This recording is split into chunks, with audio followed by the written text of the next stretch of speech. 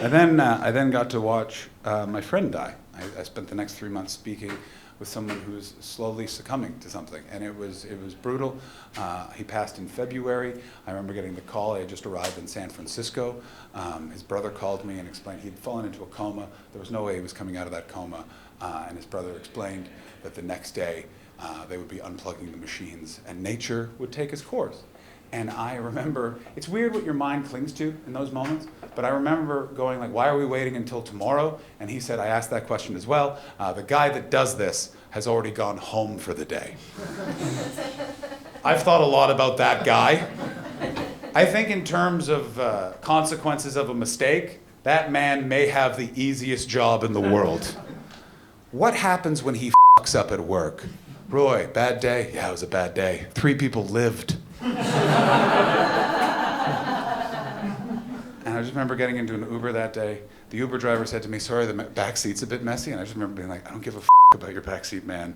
And I just said bigger things, and I started to cry. And I'm not a good crier. If I had to compliment this entire front row, you all look like you cry exceptionally well. You miss especially. It feels like it's like one single tear. Everything that's ever bad has ever happened to you comes out in a sentence. Glass of wine, you off. I am not blessed that way. You see me crying and you don't think, oh, he needs help. You think, I need help. And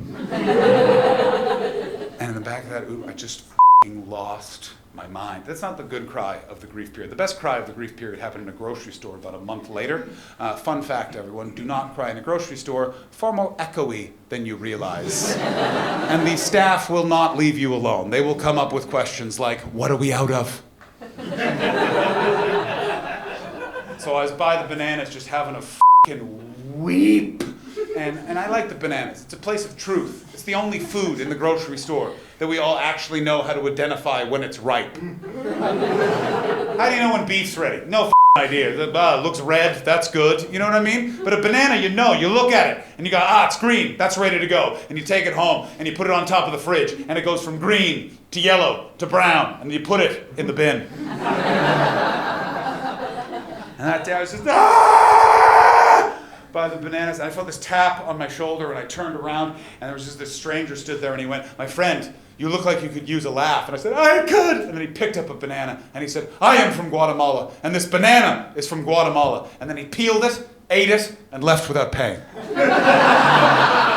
Pausing only at the door to turn back to me and say, I am not from Guatemala!